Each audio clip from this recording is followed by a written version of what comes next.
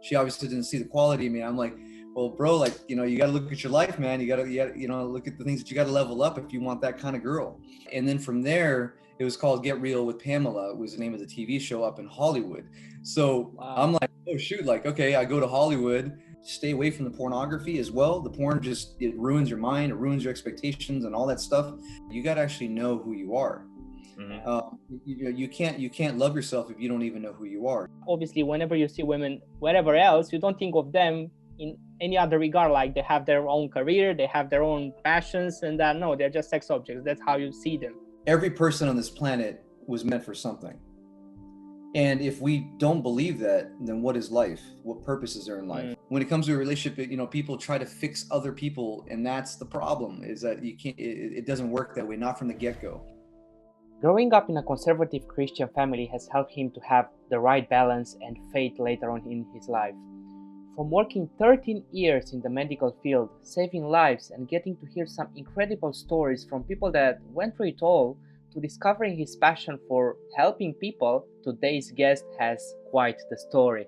It was only after attempting a Tony Robbins seminar that Neil has truly realized how much he loves helping other people.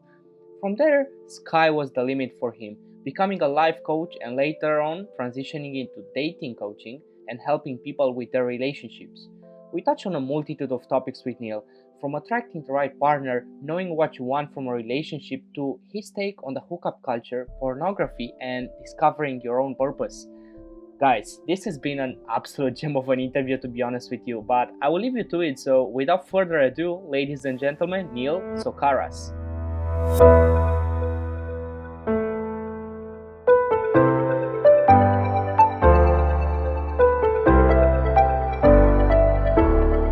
Welcome back, ladies and gentlemen, to another episode of The Grateful Show. We are very excited because today we have the pleasure of having on no other than Neil Socarras. How is it going, man? I'm doing pretty good, man. Really good. I'm glad to be on the show, guys. Yeah, definitely great. Amazing. Yeah, our pleasure, our pleasure. We're just gonna break the ice and just gonna ask you, what are you grateful for today, Neil? Ooh, wow. Well, I was actually in the gym today, you know, and I was thinking to myself, I was like, you know, I'm just super thankful just for health. You know, there's a lot of people with some really bad health out there, and I'm thankful I can get into the gym and like push my body to limits that, you know, always like going a little bit further all the time, and just it's cool just knowing I can do that. You know, not everybody can. Especially in the current crazy times. Yeah, exactly. Especially during this all COVID and all that stuff, not everybody's health is on point. So, very thankful for that.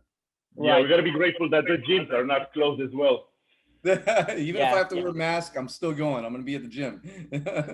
Yeah, fair enough. That's the attitude. Yeah, because in UK I've heard that the gyms are closed already. So yeah, it's pretty bad for people's mental health. But I guess it is what it is. You gotta just keep it positive and train home. But I was just about to ask you, what's your take on this routine with exercising, nutrition, meditation? Do you practice any of it?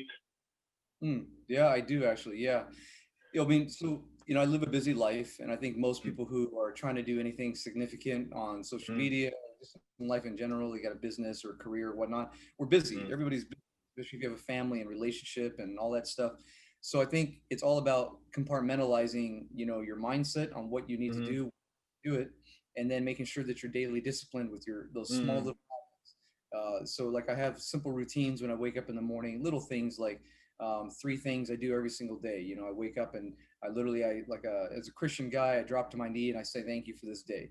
You know, simple thing like that. You know, and then I have like when I'm taking a shower, if I'm in a rush, or sometimes if I have enough time, I'll sit down at my desk before I get going for the day and think about a few things I'm thankful for. Like every single day, I literally think about what am I thankful for the day. Something as simple as going to a car that I can drive, or knowing that I have food in my fridge, or my health, or you know, my girlfriend, or things like that, and just being thankful for that kind of stuff. And then the last one is that I goal set every single day. I goal set. I have a vision board, and on that vision board, I know exactly what I want to do. You know, just long term and short term. And I have all those images in my head. And so even if I'm not at home with that vision board, if I'm somewhere else, I know exactly how. Like, all right, I know I'm like this, and this. I'm thinking about it, envisioning it, manifesting it, and yeah, that's my thing. So Right, Neil. Yeah, I think gratitude is still very underrated in today's world. Unfortunately, hopefully, it's not going to be the same in a couple of years. But before diving any deeper, I just wanted to give our audience a brief introduction into who you are and what you do and what you've Yeah. done to be where you are at the moment, if you don't mind. Yeah, of course. Just a regular guy for one. I'm just a normal dude trying to do something significant. I've had my demons. I've had a fight over the years. I've gone through, like everybody, right? We all have a past. Everybody has pain. And I put up a quote earlier today from somebody else that said, "I don't run from my demons. I learn their names." And and a lot of people, they struggle with facing their fears in life. And for a long time, a lot of my insecurities and fears, I was running from them, whether it was from childhood stuff or just growing up, not knowing what I wanted to do with my life, classic things that pretty much everybody goes through. And I decided at one point in my life, like, I'm going to figure this thing out. With that being said, I've been through a series of different things, whether through career and job related. I started off in the medical field as a EMT to a paramedic to working in several hospitals on the ambulance.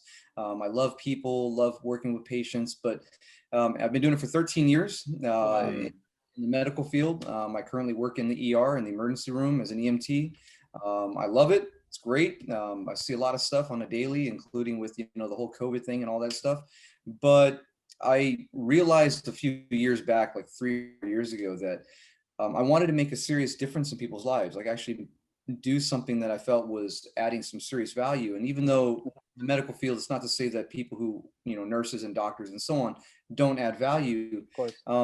In the Western medicine world, a lot of it is focused on pharmaceuticals. So majority of the reasons why people go into the ER is because of their own problems. That's the majority of the time. Sometimes it's unfortunate genetic, random, freak accidents and so on. But a lot of the problems that people go through is it's their own personal poor choices. And instead, what happens is the doctor throws medications at them. Here's some aspirin, stuff like that, and without actually attacking the root of the problem. And so I decided to kind of venture into this whole life coaching thing. I went to a Tony Robbins seminar. That was life changing. Unleash the Power Within, UPW, and there was some significant things that kind of happened along my journey of how I got to that point of wanting to be in this whole coaching thing. Childhood, I've always loved speaking, helping people, and all that stuff. But I realized at that point I wanted to be a life coach. And then some other stuff kind of spiraled into events. I can go into that if you want later on or right now about how I became a dating coach. And so specifically, that's what I do is a dating coach. And then also on the side, I now have a business as well, working with finances, basically financial services. It's very interesting. Like you started from like the medical field, and then you moved into life coaching, and then you are a very, very well-rounded guy. A very busy man as well, because you said that you have a business, you're working on a medical field, also you are the day doctor. Yeah, that's right. Yeah, that is right, the day doctor. Yeah, can you tell us a bit more about your dating? Why did you choose to actually go into this dating and relationship area? It's a good question, actually. So when I started the whole date doctor thing, it really was kind of an accident. It wasn't something I planned to happen. At work, where I work at in the ER, I have a bunch of colleagues and friends and whatnot, and I was dating a girl. This is like probably 5 years ago, give or take, and I had met her online. Had some success with the whole online dating thing, and some coworkers, they found out about it, and they were like, "Hey, can you help us out with our online dating profiles?" So I was like, "Okay, sure." So I helped a couple people out with their profiles, and they got some success with it. I was like looking at their bios. I was like, "No, you need to change this up, get rid of that picture. This is how you should word it, etc." And they went on dates, and it was successful, and kind of the word got out. And next thing I know, I'm like, there's kind of a business in this. And so I was like, all right, I'll help people out with their online dating profiles. That's cool. And so I started charging $100 an hour to meet with people at a coffee shop, and literally write out their entire profile. And it was cool. Did a few of those, and then I went to a bunch of networking events, and I got linked up with a really amazing person and a friend of mine, and she linked me up with somebody who has a TV show.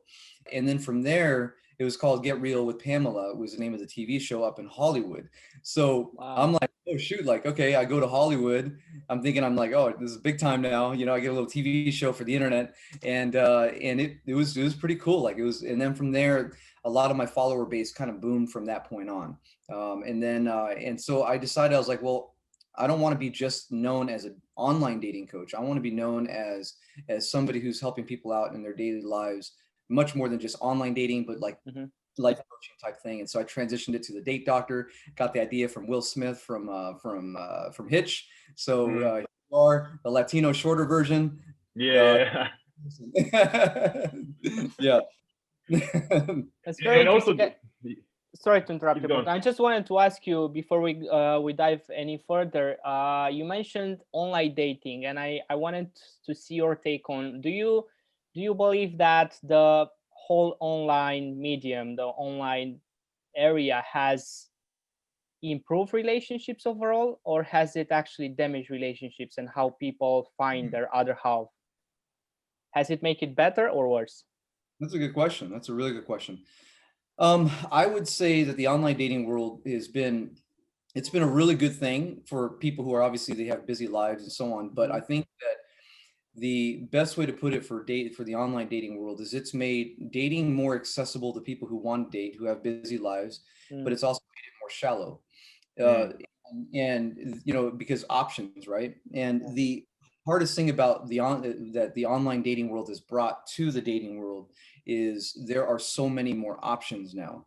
And unfortunately, most people, when it comes to dating, the moment that it gets hard or difficult, or they run into a couple of challenges, and I'm not talking about things that are like cheating or what, those are significant, but things like personality differences, or you know, working through disagreements or whatever. The moment any kind of challenge happens, well, it's so easy to connect with somebody else, you know, and it makes the dating world just that much more difficult to just stay focused on one person. So I remember sitting down in a barbershop one day when I was trying to figure out like what was my vision for what I wanted with the Date Doctor, and I'm sitting there getting my hair cut straight up. I'm literally thinking about this, and I'm in this barbershop chair, and I look across the room, and there's this sign on this wall that's like a quote, and the quote said, "If you're always looking at your options, you'll always struggle with your commitments."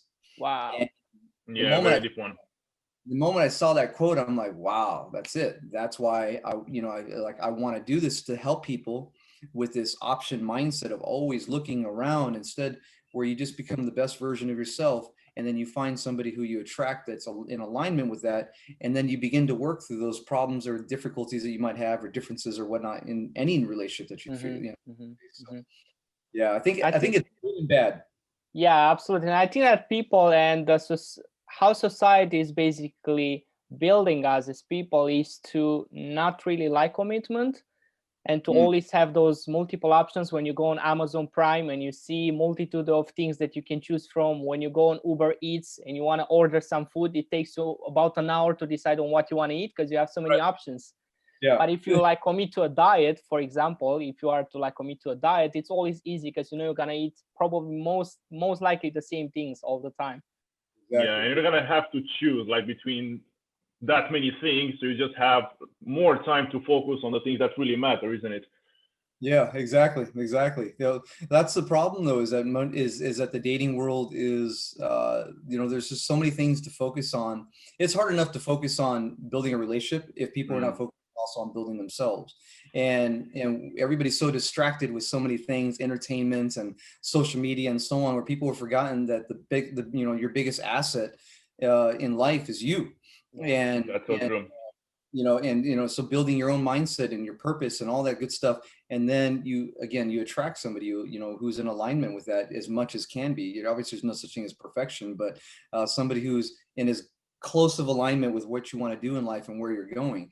And I think the problem in dating is that there's a bunch of people who don't know what they want in life, and then they go find somebody else who doesn't know what they want in life, and there's so many problems that unfold from that. And it's like you were doomed to, you know, from the start. You know, you didn't even know what you wanted or who you were. So yeah, that's so true. I wanted to ask you about like what's your take on the hookup culture, even though you kind of covered the concept of like how people get into relationships, but what's your take on it? The hookup culture? Yeah. Yeah.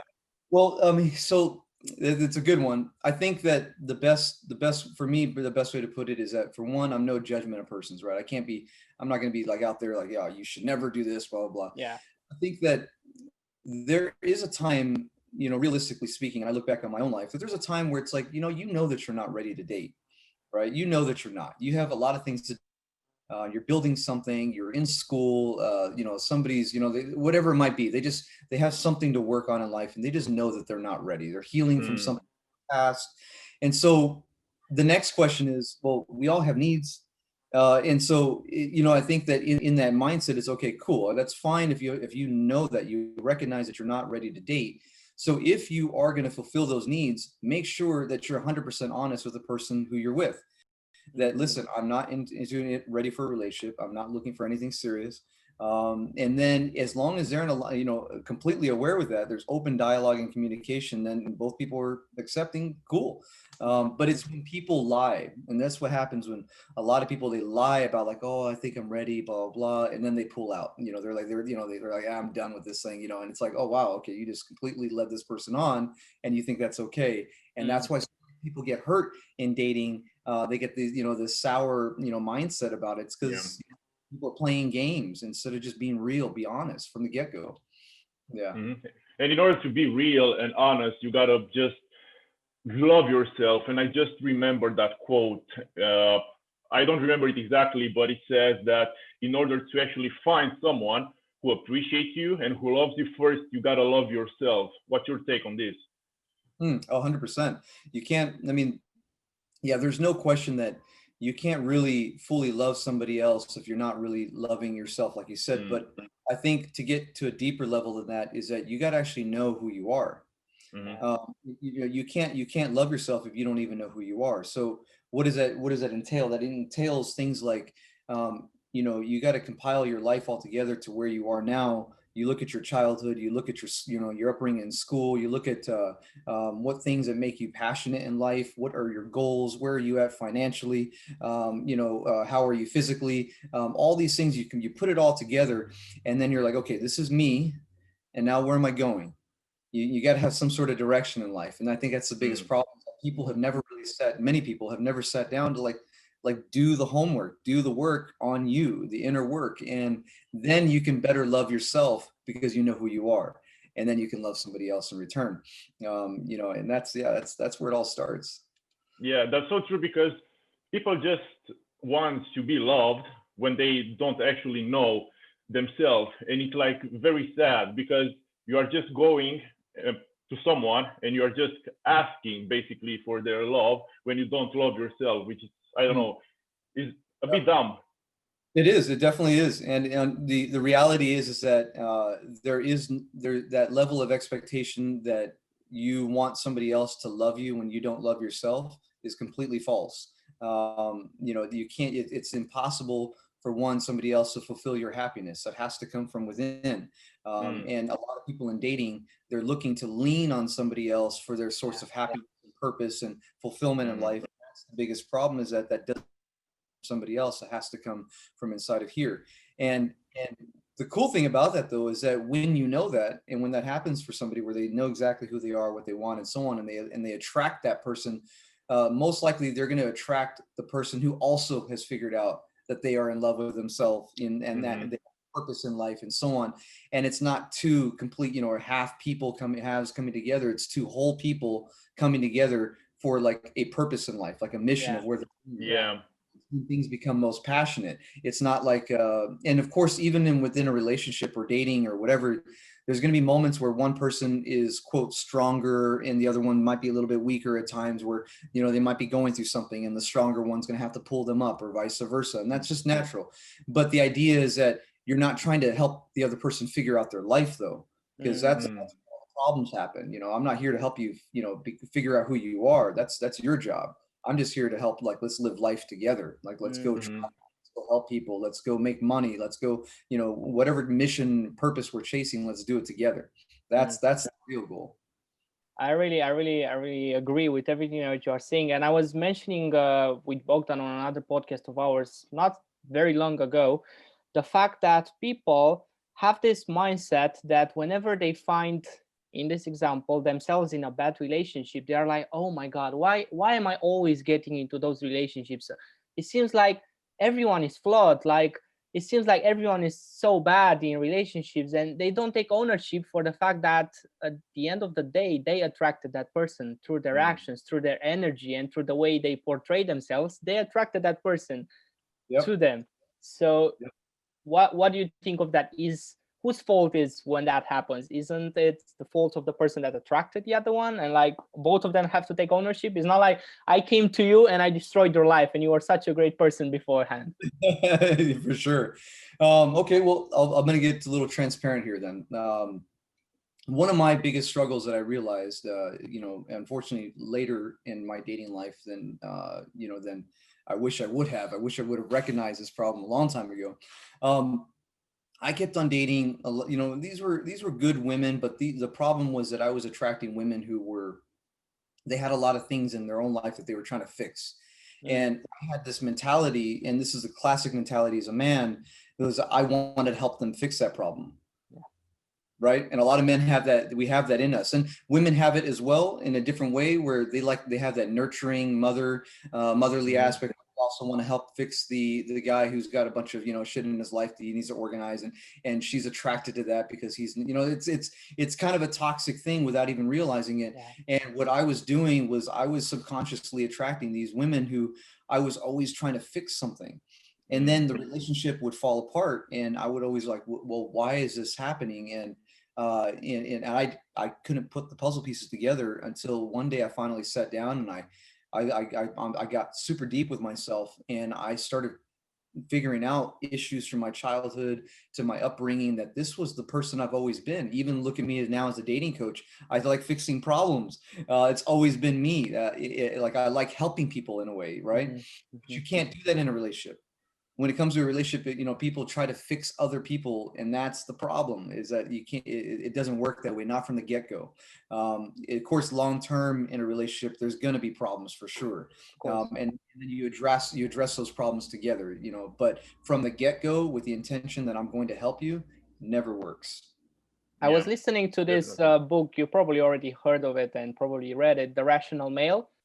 And the author was basically talking about the same subject and was referring to it as being the savior mentality. And there is even a song that says, don't save her, she doesn't want to be saved, or something like that. Because a lot of guys are like those guys that they portray themselves as being alpha, and they go into the situation where they have to save the girl, because this is how maybe it's even been portrayed by Hollywood and films, and like a long time ago, that we have to like fight the dragon.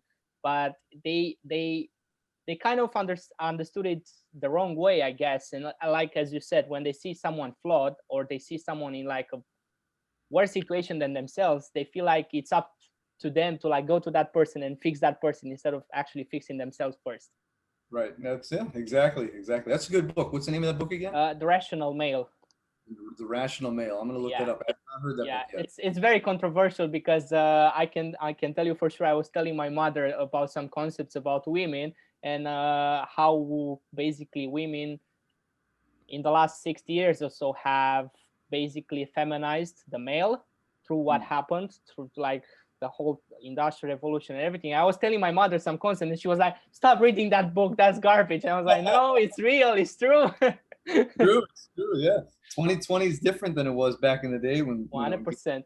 I wanted to ask you, Neil, because obviously I think we have a lot of like males in the audience, and I think that this will be very valuable for them. What do you think and know that is the main problem for which guys cannot attract their other half, or the women that they are attracted to? Why can they get together with those women? It's a really simple answer to that one, and that's because they're not the caliber of men that they should be. For a long time, I thought about that myself, is that, I was struggling, I used to be the guy who was depressed, lack of confidence, that kind of thing, no purpose in life, and so on. And that was all before, that was in my younger, I'm 37 years old right now. That was in my early 20s. And so as I was getting older, I started realizing that why am I not able to get the type of woman that I want, and, or dating or whatnot. And that was simply because I hadn't measured up or leveled up my life to that same caliber. And the reality is that that's how the dating world is. And I know some people want to look at that as superficial, but when you break into account all those things that we look for in a partner, obviously, as a guy, you're looking for the girl who's hot, she's in the gym, she's fit, all that good stuff, right? She takes care of herself. But also a girl that if he's a confident alpha guy, he knows what he wants in life, he's got his shit together, he's also looking for a woman that he doesn't have to take care of. So, most likely a woman like that who's independent, she has her own money, she has her own career, business, etc. Well, she's also going to want somebody who is matching that same caliber. And if a guy is, maybe he doesn't have his life together in some aspect, maybe his money or his living situation or his car is always breaking down or whatever it might be, or he's out of shape, he's got a beer belly, all these things, and then he expects to get this 8, 9, or 10 over here. It's just not going to happen in realistically, and that's the problem. And then sometimes these guys, they get a little butthurt. They're like, oh, she rejected me. She obviously didn't see the quality in me. I'm like, well, bro, like, you got to look at your life, man. You got to look at the things that you got to level up if you want that kind of girl. That's the problem. Yeah, most definitely. Neil, I was just thinking, I'm more than sure that you are aware of this industry that has been growing lately, the no-fap industry. And I was just wanted to ask you, what do you think about this whole no-fap, no masturbation, movement? Do you think that it helps, like men, attract women, of course, through their energy if they just preserve it, or what's your take on it? That's a good question, actually. I've never been asked that question. I've read a lot of articles about it before. So I'll be transparent, right? In that my own personal life. So like I grew up, and there was a slight period of my life where a slight period for many years, actually, I was addicted to pornography. And I didn't realize how much this pornography and obviously, which is also your masturbation and all that other stuff that comes along with it, these fantasies that you have in your mind. The problem is that what happens is that when you have a real woman in front of you, and you have this expectation of all this stuff that you've been seeing and so on. Yeah. It usually doesn't match up the same, real life versus what you see on a computer screen, right? And then on top of that, now you've been masturbating and so on. This whole like you're releasing all this energy all the time, right? Figuratively. And what happens is that, well, now that you meet a good solid woman, you have nothing really to give emotionally or energy wise, because you've been spending that on a television, on a computer screen or your phone. I think that the no-fap generation has a good intention for sure. And I'm not saying that nobody should ever not masturbate or whatever, but there is an aspect where people have to keep into check, how much of their life or their time are they spending in this, non-reality world, where they're putting all this energy, this time, and their physical energy and so on. And it's something that's not real, and in many cases not attainable. And then when somebody in real life comes by, the energy is just doesn't match, and you have this false expectation in your mind. So I think that it's better to do that less, much less, and stay away from the pornography as well. The porn it ruins your mind, it ruins your expectations and all that stuff. I think it's just better just not have it in your life, and you have much more to offer somebody when you actually meet a real woman. That's my take on that. I really appreciate your transparency and sharing this with us. And I wanted to add a few more points. Obviously, myself, I've been addicted to pornography for quite a while, and I'm very happy that I healed and I'm no longer on that side of the spectrum. But yeah, I can admit it. And I was talking to my girlfriend the other day, and I was like, I feel like with those guys, or at least this is how it was for me when I was watching all of those porn videos all the time. I was perceiving most women as just sex objects, and I would see a hot woman at the gym, a woman at the gym, and I would be like, oh man, what I would do to her. And she was like, yeah, and do you know what's like worse than that? I was like, what? We can feel that, like we can see when a guy sees us just as that sex object. And I was like, yeah, I can see that being real. Like really, it really hit me, and I was like, hold on a second. So maybe this whole no-fap movement can actually have its benefits in this in this regard as well. Because I obviously, when you only see women on your computer screen having sex, obviously whenever you see women wherever else, you don't think of them in any other regard, like they have their own career, they have their own passions, and that no, they're just sex objects. That's how you see them. Yeah, you make a great point. If you don't want to add on to that really quick, is that I think that's the biggest problem with the whole pornography mindset that people get addicted to, is that, like you said, men look at women as sex objects, and what they're missing is that is a very small part of a relationship is sex. Now, sex is fucking amazing, right? Especially when you're connected with somebody and it's just, it's through the roof and that all that good stuff. But that's a very small part, maybe a big part to some degree, but it's not everything about a relationship.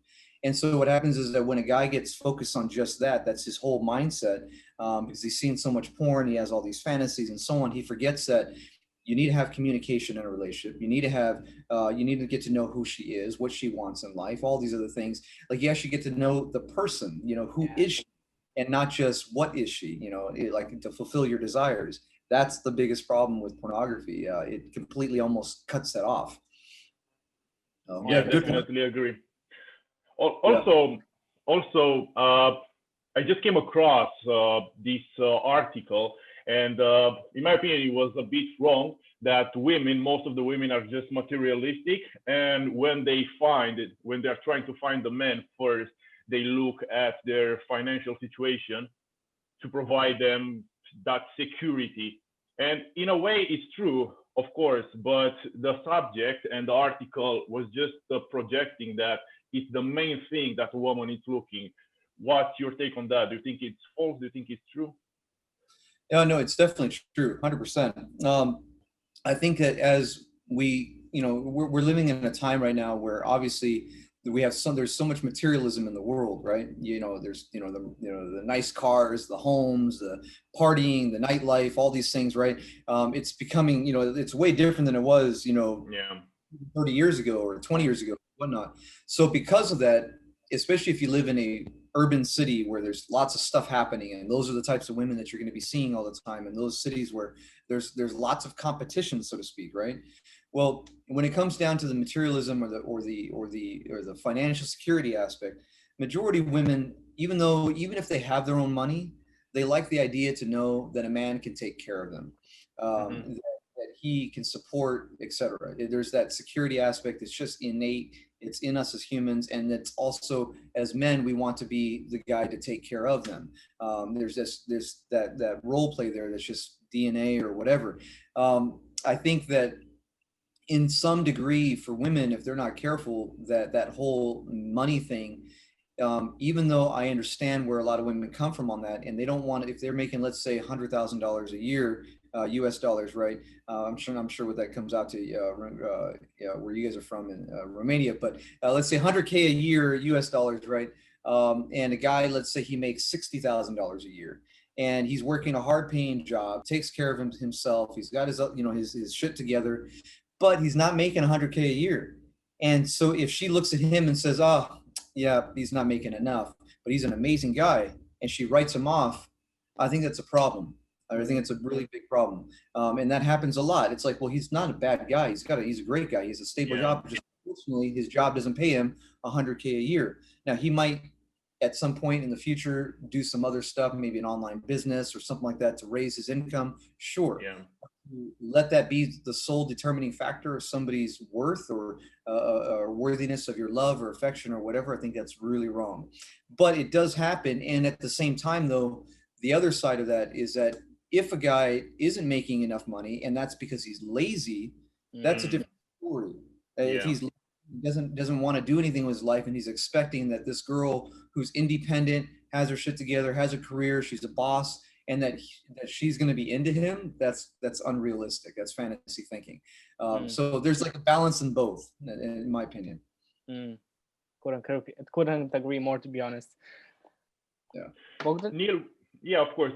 We just wanted to go a bit more personal with yourself and with your life, and just gonna ask yourself, what experience are you the most grateful for up to date? What I'm most grateful for? Yeah, what experience? By experience, oof. So I grew up as a very conservative kid. My family, very, very conservative Christians. Um, I didn't really see the value in how I grew up until I got older. Mm, I'm not, to this day, I wouldn't say I am how I was when I grew up, that ultra conservative person. But I found my own kind of balance in life. You know, I have my fun. I go out. I drink or whatever with my girlfriend and I. We have a good time. We're with friends and whatnot. But that's not how I grew up at all. And I think that the cool thing about it though is that it taught me a lot. Taught me a lot about how I view the world, my faith. How I see life as as it is, where we come from, where we start, what's going on. Like that mindset has helped frame how I view everything around me. I would say I'm honestly very thankful for that because had I Mm. grown up otherwise, I'm not sure if I would be in the same position. And then I would say another thing I'm thankful for is, I've been through a lot of shit in life. I've made my own share of mistakes financially, emotionally, relationship wise. I've had my pain and all that stuff. And if I was to add it all up together, I would say that I am actually really thankful that I've been through it all because I wouldn't be the man that I am now. And I think that there is some level of appreciation that when you look back at your life and you really analyze everything, all the good, all the bad, everything put together, and you realize that what if there was like an ultimate purpose and a lesson that was ordained by something much higher than you mhm. that wanted you to learn all of this so that way now you can take this all of this pain, all of this experience, all of that, put it into a bottle and now have it as a message that you can send out to people. Yeah. And that's where I'm at now. Is I'm all right. For the most part, I feel like I figured it all out as far as my experiences and all that stuff, and now it's learning the journey of how do I share this message that's within. Mm. And I think that to some degree, every person on this planet, or to whatever degree, rather, every person on this planet has their own story, that the similar journey, and they also have to figure out how is that journey going to help somebody else. Mm. Because what use is all the pain and the experience if you're the only one who keeps it? Mm. The lessons that are learned from it, the beauty of it, and all that stuff. Mm. And I think there's just a lot of beauty and growth and change, and recognizing that is one thing I'm super thankful for. Yeah, I love your mindset to be honest, and we really have to acknowledge that you think this way because a lot of people, when they go through hardships, they just think that Complain. they complain or they regret that this happened to them. It's just like a lot of pity, and it's not good for you. You just gotta see the positive. You just gotta ask yourself, what is this trying to teach me? This is the mentality that you have to have in order to grow in your life, in each area of your life. Yeah, yeah, I I agree just with that. wanted to ask you, Neil, because we touch a bit on purpose. Do you think that one has to create his own purpose, or is purpose something that is given to him by a Mm. higher God or energy? Okay, that's a really great question, actually. Um, let's say maybe outside of higher God or higher energy, just as life as it is, whether somebody believes in God or not or whatnot. Yeah. I think that every person on this planet was meant for something. And if we don't believe that, then what is life? What purpose is there in life? Mm. Other than just wake up every day and we go through all these cycles of nothing, right? So I think that we have to believe that every person on this planet was meant for something. What that something is for them to figure out. And I think that the way that we figure it out is it's a journey, it's a process of digging. You have to keep on digging until you hit that chest, that treasure chest, and then you're like, oh my gosh, I hit it, with a shovel, and then you're like, all right, you keep on digging around that until you finally, and then now you realize, okay, there's a lock on the treasure box. Now I have to figure out how to break open that lock. And then you break it open. You're like, oh, there it is. I figured it out. This is my treasure. And that journey, that process, it's tedious. It's tough. And the ground that treasure chest is underneath is different for everybody. Some people have an easier journey. The ground is soft and easy to go ahead and scoop up.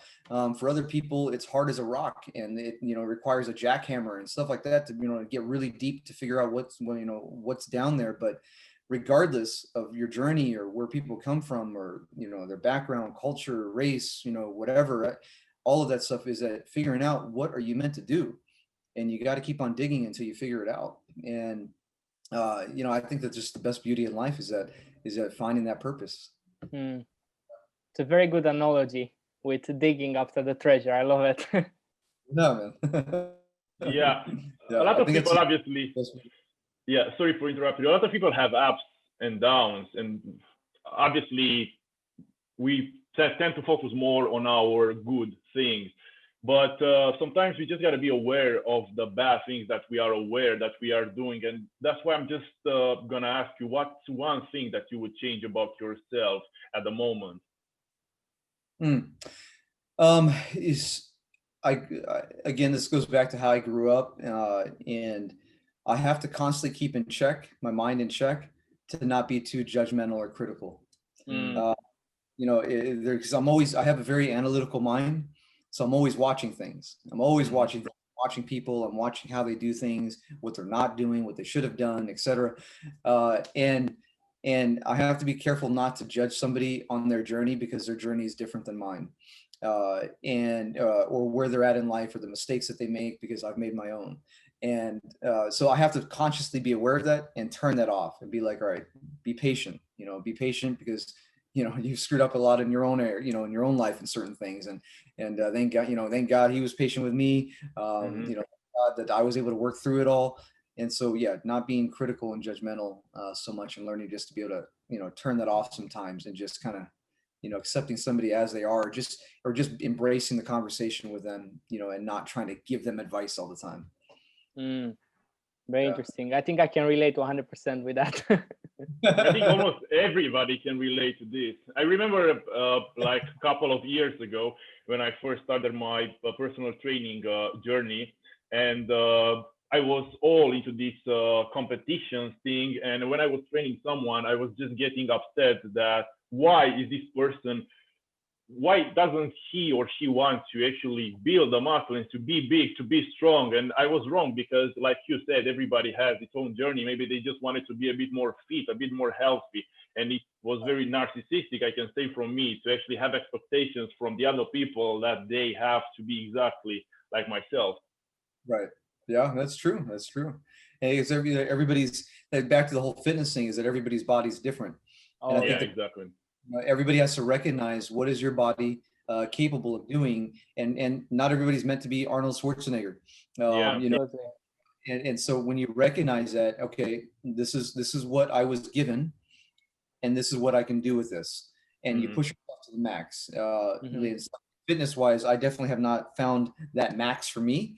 And to be honest, I'm not sure as far as there's guys who want to compete and be on stage and classic physique and so on. Yeah. That's not my journey. Now, I'm not, that's a really intense journey for a lot of people, and I applaud them for it. I want to be functionally fit. I want to be fit. I want to look at myself in the mirror and be like, damn, okay, cool. You did it, dude. Like that type of thing, and I think that's a reality for most people, is that they want to be proud of themselves when they look at themselves in the mirror. And, but again, in kind of taking the fitness thing and adding the same analogy to life, is that, again, everybody is given a different journey, story, and you have to take what you've been given and do something with it. And everybody, and some people, they might not have that mindset to where they can figure certain things out. Like other people, it's much easier for them, let's say like test takers, right? I'm not a test taker. I can't stand taking a test, but I know some people, man, they study the night before only, and then they pass the test. And I'm like, I hate you people, like, I'm not like that. And it's just recognizing what you've been given, and you do the best you can with it. That's it. I think there's beauty in that as well, because a lot of people, obviously it's a mindset shift. Instead of like actually acknowledging their strong points, they always complain about their weaknesses and about how they are not good at something. But as you said, it's not like for everyone to be a professional MMA fighter or to actually play the piano or anything else. Like, yes, of course you can play the piano, you can still be good at the piano, but obviously you're not going to be the best in the world, because it's not for everybody. Yeah, exactly. Yeah. That's a great analogy. Yeah, Neil, I just wanted to ask you, what are the things that you want to be remembered for after you're gonna die? Damn, that's a heavy question, dude. I think the biggest thing that I want to be remembered for, in this journey that I'm in, I actually think about this question sometimes myself. I do. I just want to be remembered for somebody who gave everything he did or everything he had. And whether something, I think there's this expectation. I sometimes push myself too much, where I have this pressure that I have to perform and be this by such and such, timeline or whatnot.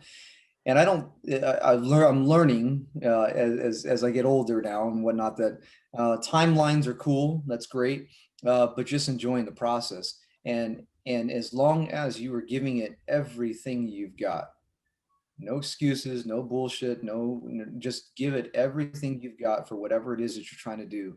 And at the end of your road, I think people can recognize that and applaud that and appreciate it and respect that whatever you did it with everything you had.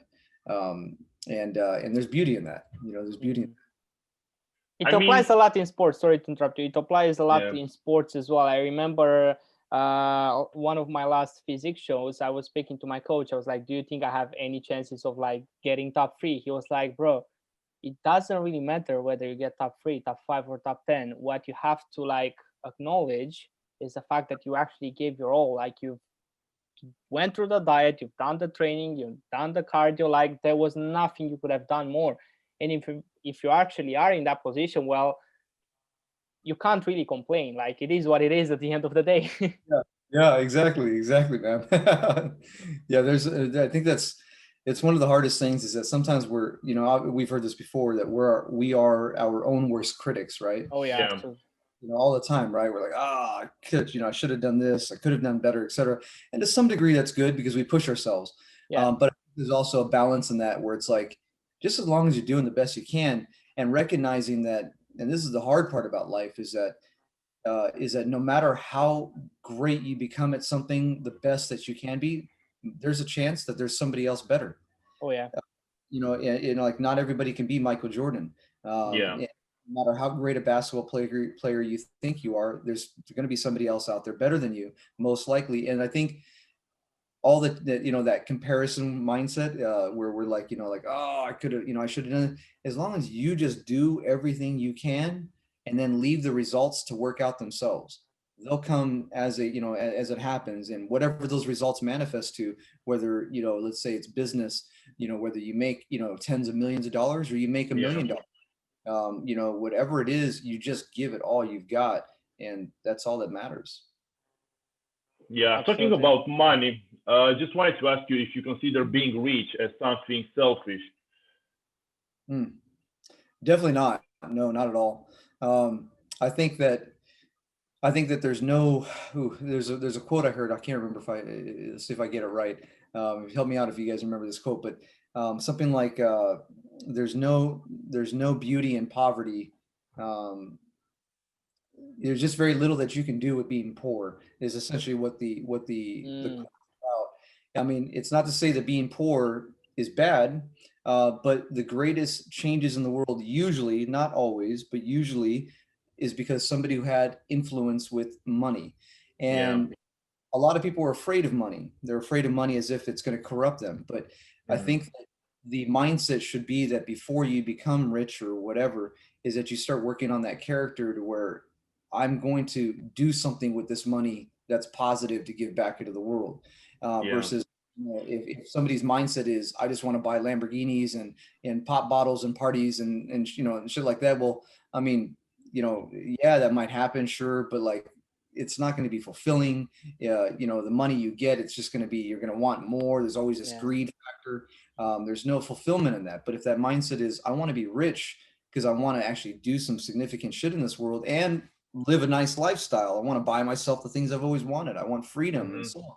I think there's beauty in that, because being poor, unfortunately, I should say poverty rather, is a mindset that, well, how much are you going to actually change? You can't retire your family if you have no money. You can't get out of debt if you have no money. You can't really support a big family if you have no money. Money is important, and recognizing that it's a tool to be used for good is where the real power comes in. it's that maturity mindset, I think, of it that's most useful.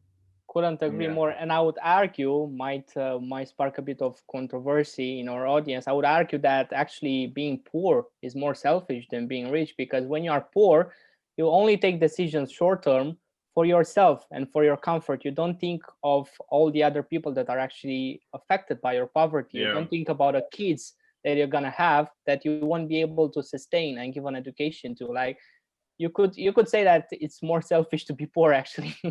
It's a fact. It's a fact. Yeah, because you're pretty much your whole life is just about, if you're poor, you wake up and you're lazy. You don't have any motivation to do anything, and really, yeah, it becomes your whole life becomes about you. That's it. Mm. Before Definitely. wrapping things up, I just wanted to ask you, Neil, would you prefer to be immortal or not? Ooh, shoot, man. Well, I mean, I'm a huge Superman fanatic. I love Superman, and I love like all the comics heroes, like Mhm. Batman, for example. I thought about this once. I'm like, man, of the two, excuse me, Batman or Superman, I'd rather be Superman because Superman will live forever. Batman's gonna die. He's just a mortal being, right? Immortal being, even though he's badass, but he's a mortal being. And I think I'd rather be immortal. Like yeah, live long term. That'd be kind of cool. I don't know. It's very interesting you said that, because a lot of people that come into the podcast, they are like, man, I don't really like the idea of being immortal, because then there would be no pressure for me to get things done. So I wouldn't do as much because I would know that I have all the time in the world. Yeah, I don't know, man. I'd probably be like, okay, I lived 100 years. I saw this generation. Now I'm going to live another 100. I'm going to do something. I'd probably always be doing something.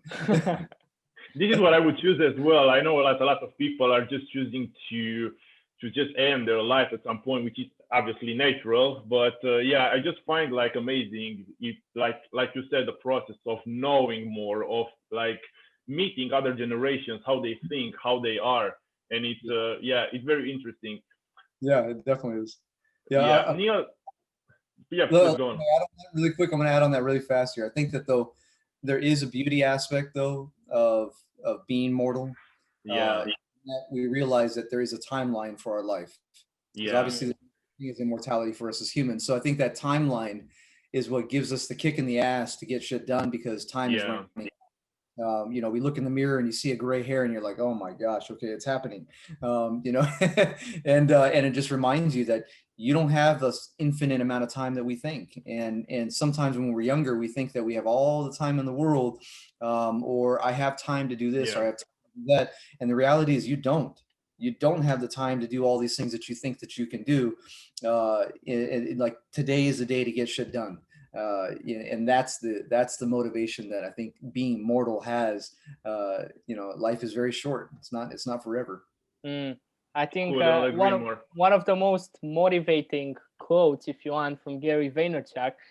Dude. It's a very popular one, because like I think it was filmed when he got into a taxi in New York. He was in a rush, and like a fan of him came to him to his window at the car, and she was like, "Please tell me 3 words to motivate my morning." And he was like, "You're gonna die." Ooh, wow. Yeah. You're gonna die. That's crazy. I love that. I love Yeah. that. Best motivational quote ever. Exactly, at its finest. Neil, as much as we just love talking to you about all these subjects, we got to be aware of your time and our audience time as well. And we're just going to address you the last question. Just take your time to think at your answer if you feel like. So it is like this. Imagine that you are on your deathbed. So you are about to die. And right next to you is the best version of yourself sitting, looking at you and watching you. You see and comprehend what you could have become. How would you feel about yourself and about your life in that specific moment? Wow. Regret is something that you asked me earlier about motivation. Uh, my biggest motivator in life is regret. I work in the ER and I see a lot of people that lay on those hospital beds, and I ask a lot of questions to these patients, these patients of mine. Most of them are older patients. And there was this guy that I remember talking to, this older man, it's probably about 3 years ago. And I like to engage with my patients, and I'll ask them questions like, give me some life advice, or something like that. And this older man, he responded without even hesitating, and he said, everything that you want to do in life, get it done. He goes, because when you're at the end of your road, when it's all over, the biggest thing you're having is regret. And I want to look at myself, if that's me laying in bed and I look at myself as a better version of myself, I think the kick in the ass for me is that if I want to be the better version of myself, it's a simple thing. It's a daily, you wake up and you know what you need to get done and you do it. And even if it's a simple task, going to the gym seems simple for some, easy for other, or harder for others, but it's a task that has to be done. Go to the gym, take care of your body, get your money straight. If you have broken relationships, your family's falling apart, and you want to mend things with your family, do that. You want to have a healthy relationship with your spouse, your partner, whatever. You put the work in every single day. So doing all these little things. You want to build an online business, get on YouTube and you start researching, look at videos. You want to expand your mind, read more books, listen to more podcasts. Whatever it is, you do it. You just get shit done every single day. Don't make excuses. Everybody has 24 hours. And those 24 hours is all dependent on how well we use them. And I just want to know that at the end of my life, I don't look back and I have as few regrets as possible. Wow, that was very deep. Yeah, I literally had goosebumps at the moment that you were saying that what that old guy was telling you. Yeah. Neil, I just wanted to once again acknowledge you for everything that you've been through, and also acknowledge you for being kind enough to share all the value with our audience. And now is the moment for you to share any resources that you want with our audience, where they can find you, if they want to start working with you. How would that be possible? Amazing. Awesome. So first and foremost, as a dating coach, if anybody wants some dating advice, I'd be absolutely love to be able to help out. Go to the Date Doctor. I don't know if you guys are going to post it on your on the video or whatnot. Yeah, it's going to be in the description. Amazing. Thank you. And as well as you can find that link through my personal Instagram page. So again, the Date Doctor is abbreviated DR. They're love to be able to help out anybody who's looking for some dating advice. And then as well as just if you want to follow my content, I'm growing my audience little by little, and would love to be able to give some just free advice to people and whatnot. And I'm learning. We're all in this journey together. There's nobody who's better than anybody else, and I'm just happy to be a part of this journey with people as I bring along the road with me. And then as far as books, honestly, I was actually just reading this book the other day. I'm probably sure you guys have heard it before. I have it right here on my desk. It's called The Four Agreements. No, I haven't. This book right here by Miguel Ruiz, The Four Agreements. People need to read this book. And I'd say the second book next to that would be Think and Grow Rich by Napoleon Hill. Amazing book as well. Get that mindset straight. My biggest advice, if I can leave with anybody, is that the person that you need to be most comfortable with in this world has got to be you. You got to be the most comfortable and most in love with yourself, and not to an arrogant standpoint, but to where it's a confident thing. And I'm very thankful for all the things that I've been through and where I'm going and so on. And I truly feel like I have found my road, my passion in life. And I love doing what I do as a dating coach. I'm really looking forward to seeing where it's going to go. I'm going to be starting a podcast pretty soon. Online courses are launching again for the dating coach stuff. So if anybody has any questions, go ahead and drop me a DM on the Date Doctor or on my personal bio. Awesome, guys. You heard Neil. I'm more than sure that you would have a lot to learn in especially in the dating space from Neil. So get in touch. Don't sit on the sideline, because as you heard, time is passing. You're gonna get older, and then you're gonna have regrets, and you don't want that at the end of your road. And with that said, thank you so much for being on, Neil. Once again, it was a pleasure for both me and Bogdan. And for our audience, thank you so much for listening till the end. We'll see you guys in the next one. Thank you very much. Stay grateful. Thanks, guys.